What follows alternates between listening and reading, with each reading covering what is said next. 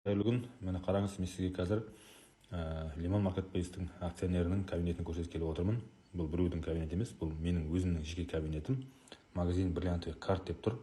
Бұл менің үлкен картын алғанымды білдіреді. Старший менеджер деген ол уже акционер деген сөз.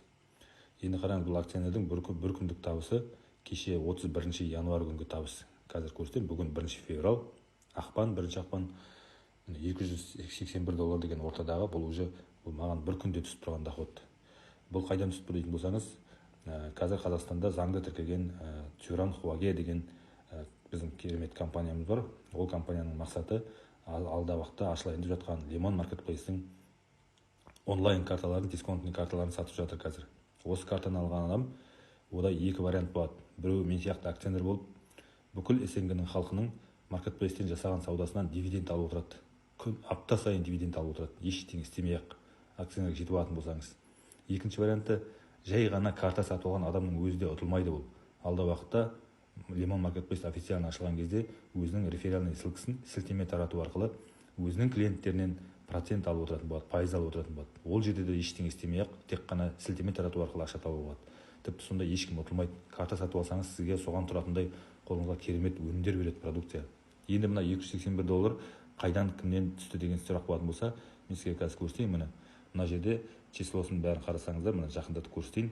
2026 бірінші ай 31 деп тұр. Бұдан бәрі 31-інде түскен ақшалармен барлық күнін қосып көрсетіп жатқан жоқпын.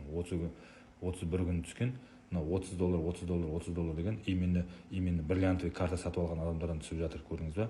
Бұның бәрі негізі барлық адамдарға түседі негізі, бірақ та именно акционерлерге олардың процент жоғары болғаннан кейін осындай $30 болып түседі.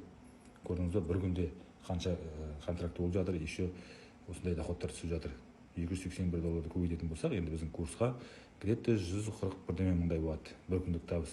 Ол басында ол жаман емес негізі. Одан да көп тауып отқан акционерлер бар, директорлер бар, бірнеше жұлдыз. Олар вообще күніне $1000, $2000 тауып отыр. Енді қараңыз, мен сізге мына жақта Лимон маркетплейсті көрсетейін. Лимон Мол деп тұр.